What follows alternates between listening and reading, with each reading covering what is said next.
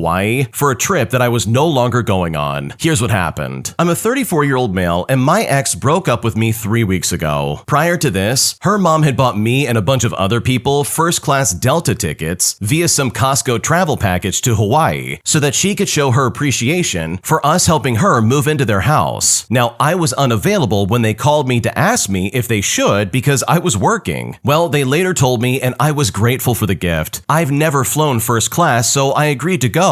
I was looking forward to this trip with my girlfriend, her mom, and their 2 family friends. Then my ex broke up with me on July 1st. I was so hurt, and she did it by text message too. We had been together for 10 months. 2 weeks into the breakup, her mom texted me and my ex in the group chat. She said that due to the situation, I had been removed from our Hawaii trip in December, and unfortunately, due to laws and contracts, she was unable to get refunded the over $2,000 that she paid. She then said that I have that amount in credit through Delta and that she would like a refund as soon as possible. She said that once she received the funds, I will be provided the confirmation number to secure my flight of choice, while also saying that I had a year to use it up. It was crazy timing because I was planning on reaching out to my ex that day, and I ended up reaching out to my ex 2 days later, and I ignored the text from her mom. Well, today we had a conversation at Starbucks. I apologized for things that I felt I did wrong, and things were going seemingly well until we were leaving. My ex thinks that I should make it right and reimburse my mom the $2,000 for the tickets, but I feel it was a gift that I had no control over and not something that I would have normally bought for myself. She says that because they put the ticket in my name, that credit belongs to me, and that I should make it right and just pay for it. So would I be the jerk for not paying for this airplane ticket? What should I do? No, you would not be the jerk by not paying these people back, because they're not trying to do you a favor by getting you this confirmation number and all these credits. They're literally just trying to get their money back. They're trying to get a refund because airlines suck and they don't give refunds. So if my ex broke up with me regardless of whatever trip was going on, there's no way on earth I would ever pay that back, because that, in my opinion, is incredibly toxic and you do not need that kind of energy in your life in the slightest. My entitled sister-in-law demands that we don't post any of our wedding photos online, as she said she was unhappy with the way she looked and that she felt she looked like a fat pig. So, as a solution, I cropped her out of all of our wedding photos so that we could still post about our wedding while also keeping my sister-in-law out of the picture. But now, as a result, she's freaking out on us, claiming that we're trying to erase her from the memory of our wedding. And with everybody slowly turning against me and my wife, I'm now left wondering if I might be the jerk in this situation, because right now I seriously don't know what to do. Here's what happened. Okay, so my wife and I recently got married and it was amazing. The wedding was set at a riverside farm, and so we had photo shoots outside on the fields before the ceremony. We started taking photos at around noon, and my sister-in-law was one of the bridesmaids. My sister-in-law has always been a negative person ever since I met her and is always trying to make small judgmental comments, while my wife is an incredibly kind person. They have very different personalities, so I never questioned why they weren't close and assumed that my sister-in-law was included in her group of bridesmaids to appease my wife's parents. Because my sister-in-law and my wife have never been very close, she was at the end of the line of bridesmaids and usually was at the edges of group photos. While taking the photos, my sister-in-law was the only one complaining about things like the sunny weather and how her dress was absorbing the heat. I don't know much about dresses, but it was maybe about 70 degrees Fahrenheit. Most people in the photo shoot group ignored her comments, and it wasn't an issue for the rest of the day. We ended up getting the photos of both the shoot and the ceremony from the photographer 3 weeks after the wedding. We promptly sent the photos to the people in the photo shoot and told them that we planned on using the photos on social media. Now, most people thanked us for the photos, but my sister-in-law called my wife and was very angry, yelling that she looked like a fat pig in every photo and demanded that we not use any of the photos with her in them. For context, my sister-in-law is bigger than my wife, but not to an extreme extent. She doesn't look unhealthy, and I've never heard her have any body issues before, but admittedly, I wouldn't know much about it. In the wedding photos, she doesn't really look look any different from her normal self. My wife tried to reason with her, saying she looks just as pretty as everyone else, but my sister-in-law did not want to hear it. She reiterated that if we used any photo of her on social media, then she would never speak to us again and would put us on blast. My wife was really hurt by her sister's outburst, and I was very bothered that she thought she could tell us what to do with our special moment. Well, this is where I might be the jerk in this situation. I decided that if she had that much of a problem with this, then she didn't need to be in any of the photos. So I cropped her out and I posted those versions to social media. I thought it would be fine, and it was easy since she was at the edge anyways. Well, after posting, she then called me even angrier than before and accused me of trying to erase her from the memory of the wedding. I told her I only did it to accommodate her wishes while also getting to use my own wedding photos. My sister-in-law hasn't talked to us in a week, and my wife's parents are mad at us for upsetting my sister-in-law. While my wife is on my side, she thinks that I could have been more mature about it. But I don't think I did anything wrong, and I accommodated her already unreasonable request. So am I the jerk for cropping her out of my wedding photos? What should I do? No, you're not the jerk at all, because I would have done the exact same thing. If she doesn't like the photos and she thinks she looks like a fat pig, as she put it, then cropping her out of your photos, in my opinion, is the only solution. For you to be denied the right to post your own wedding photos on social media or put them wherever you want, all because of your sister-in-law acting like a very selfish individual, in my opinion, is incredibly selfish and unbelievably toxic. She's trying to control your wedding photos and is like, oh wow, if you post these, I will never talk to you again. So in my opinion, your solution makes total sense. She really thinks that she looks bad in these photos, then fine, I'll just crop you out and post them without you in it. But it's so convenient that because you did that, she then fires back and says, you're trying to erase me from the memory of the wedding. But it's like, hang on, which one is it? If you're going to be offended that you're in the wedding photos and start demanding that none of this get posted, then you have no right to get upset when someone posts it without you in it. Like, this idiot wants to try and play both sides of the fence and still get offended no matter what you do. Like, that is so selfish in my opinion, especially when it comes to your photos of your wedding day. So in my opinion, I think you are well within your right to do whatever you want with those photos. And it's so funny to me that the parents are stepping in and being like, wow, why did you upset your sister-in-law? Because it's proof right there that they would rather dance around the issue and try to avoid approaching the sister-in-law instead of calling her out on her awful behavior, because the way she's acting is completely inappropriate, and I think you're well within your right to edit her out. If you like Am I the Jerk, you're probably going to love Am I the Genius. Check it out, link down below in the description. Also, go to AmITheJerk.com/submit if you would like to submit your own stories. Am I overreacting by saying that my stepson owes me an apology for the way he treated me and my wife? Because right now, my wife is requesting that I be the bigger person and just forgive him. But at this point, I'm still so angry at the way he treated us that I seriously now don't know what to do. Here's what happened. Okay, so my stepson, who's 20 years old, graduated high school just over a year ago. February of last year, my wife and I helped him get a loan for a truck, which was about $7,000. At the end of May or early June, he packs his things and moves out to live with his girlfriend, with whom he knows we are not overly fond of. And this is all without ever telling us that he's leaving, and we find out he's gone when we both get home from work. He then refuses to return any phone calls at any time, because apparently he's too busy, but somehow will immediately respond to text messages almost every time. I try to call him when I realize that he hasn't just taken his things, but some of mine as well. But when I do, I get told that he can't talk as he's too busy, but then spends the next 2 hours immediately responding to what could have been handled in a 5-minute phone call. By this point, I'm angry, so I said, fine, you will need me long before I need you. And I decided to stop initiating contact. And for the record, I've been with his mom for 8 years, so I've been in his life. At the end of last July, my aunt passed from cancer, but even then, I still did not get a single word from the boy. Now, my dad and I were very close. My stepson knows this and knows my father very well. And at the end of November, my dad passed away and left everything to me. But once again, there is still radio silence. 2 weeks to the day after my dad passes, my last remaining aunt passes away with cancer, and I still don't hear anything from him. At the end of this last May, my stepdaughter is graduating from the 8th grade, and my father-in-law is coming into town from 4 states away. The boy and his girlfriend show up at my dad's house while I'm at work because somehow they know we've been remodeling and planning to move in there, so he can't claim ignorance to dad passing away because they literally knew to look for us. The neighbors call me and they let me know that they are at the house. So I call and I tell them that they can leave now or I can have them arrested for trespassing, but they are not to be there if I or my wife are not there. So apparently they're here for the graduation and it's it's really tense, but things go fairly smoothly, and after graduation, they go back to their place maybe 3 hours away from us. 2 weeks ago, the boy calls his mom to tell her that he and his girlfriend have split up, but they are still living together, and she's moved another guy in with them, and he wants to know if we'll make a truck payment for him. Oh, and he also told us that his truck has been broken down with a ruptured brake line for almost 2 months. I said that we are not making a payment unless I have some kind of collateral to ensure that he will pay us back, because he has also quit his job at the same time they came down for the graduation and has been unemployed ever since. A few days pass and he asked if he can come back home. My wife agrees to letting him come back, and I make some phone calls to borrow a car trailer and a 1-ton pickup to haul him home. And trust me, he knows that I'm not happy, so it is literally a 3-hour ride in complete silence. Well, last night he comes in after spending some time with his dad's family, whom he had treated the same way, where he totally cut contact with them until he wanted something, and he is now telling the wife and I about some things that they had talked about. And honestly, I just tuned out of the conversation. After he leaves the room, she turns to me and starts trying to discuss some of it, and I said, "I'm sorry, I tuned it all out. I'm still very upset with him, and I don't see that ending anytime soon." And in order to keep my cool, I had tuned out the conversation with him. She then asked me to do something, which I view as a very unfair thing to ask of me. She says, "Well, can't you just forgive him for me?" I told her that's a tall order, and I don't think it's fair to ask me, since he has not once apologized for all the lies he told, the failure to even say he was sorry to hear that my dad or either of my aunts passed away, as well as showing up at my dad's house, or for that matter, a thank you for coming and getting him and his things, despite how angry I am with him. And I also said, "Why is it that you feel it's okay to ask that of me, but not okay for you to talk to him about how he's treated all of us and suggest an apology?" I've had my job 3 years, and when the guys at work heard what had happened to my dad, they gave us a card, but I literally live with this kid and I couldn't even get a text message. So am I overreacting in this situation? What should I do? Oh man, this one really upsets me. The son in this story is absolutely in the wrong, and your wife is absolutely incorrect in my opinion if she thinks you're the one that needs to initiate any kind of forgiveness that might be going on. Your stepson literally should be on his hands and knees thanking you and your wife for even letting him back in the house, especially after the way he ghosted you and your wife and left literally all of the sudden overnight. Because the truth of the matter is that he only called you up because he needed something, not because he cared about you or he was sorry about your family passing away. It literally all came down to the fact that he wanted something out of you and he knew he could get it probably through his mom instead of you.